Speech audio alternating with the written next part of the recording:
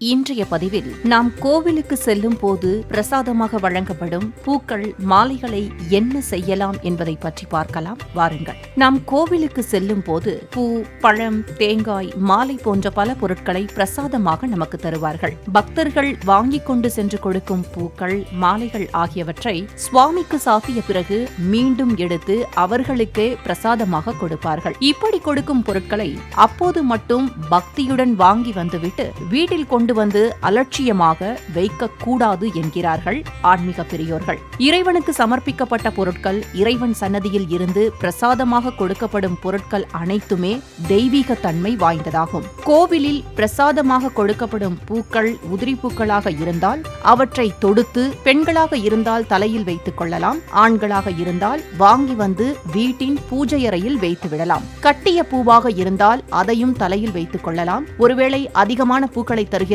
என்றால் கோவிலில் இருப்பவர்கள் அக்கம் பக்கத்தினருக்கு அவற்றை பகிர்ந்து கொடுக்க வேண்டும் என்கிறார்கள். ஒருவேளை சுவாமிக்கு சாத்தப்பட்ட மாலையை பிரசாதமாக கொடுக்கிறார்கள் என்றால் அவற்றை கார், இருசக்கர வாகனம் இருந்தால் அவற்றிற்கு அணிவிக்கலாம். அதற்கு பதிலாக கோவிலில் உள்ள சுவாமிக்கு சாத்திய மாலையை வீட்டில் உள்ள சுவாமிக்கு அணிவிக்க கூடாது என்கிறார்கள். இறைவனுக்கு ஒருமுறை சாத்தப்படும் அல்லது சமர்ப்பிக்கப்படும் பொருட்களுக்கு நிர்மால்யம் என்று பெயர். அதாவது அவை மீண்டும் இறை வழிபாட்டிற்கு பயன்படுத்துவதற்கு ஏற்றது கிடையாது என்று பொருள். அப்படி மீண்டும் வழிபாட்டிற்கு பயன்படுத்தப்படுவது மிகப்பெரிய பாவம் என்கிறார்கள். வாகனங்களுக்கு அணிவிக்க முடியாதவர்கள் கோவிலில் தரும் மாலைகளை வீட்டில் உள்ள பூஜை அறையின் நிலைவாசலில் அல்லது வாசல் கதவின் நிலைவாசலில் மாட்டி வைக்கலாம். அவைகள் காய்ந்த பிறகு பூஜை அறை குப்பைகளுடன் சேர்த்து விடலாம். அப்படி மாட்டுவதற்கு வாய்ப்பு இல்லாதவர்கள் கோவிலிலோ அல்லது வீட்டிற்கு அருகிலோ ஏதாவது மரம் இருந்தால் அதில் மாட்டி விடலாம் என்கிறார்கள். பூஜைக்கு பயன்படுத்த பூ இல்லை என்பவர்கள் பூக்கள் இல்லாமலும் பூஜை செய்யலாம். அப்படி இல்லை என்றால்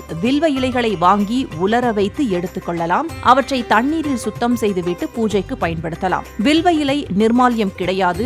வில்வ இலையை மட்டும் எத்தனை முறை வேண்டுமானாலும் மீண்டும் மீண்டும் பூஜைக்கு பயன்படுத்தலாம். அதற்கு எந்த விதிமுறைகளும் கிடையாது. எத்தனை முறை பயன்படுத்தினாலும் அதன் தெய்வீக தன்மை என்பது குறையாது. நேயர்களே, கோவிலில் கொடுக்கப்படும் பூக்கள், மாலைகளை மீண்டும் இறைவனுக்கு, வீட்டில் உள்ள இறைவனுக்கு சாற்றக்கூடாது என்பதை தெரிந்து கொண்டீர்கள் அல்லவா? இதுபோன்ற ஆன்மீக தகவல்களுடன் மீண்டும் சந்திக்கிறேன். வணக்கம்.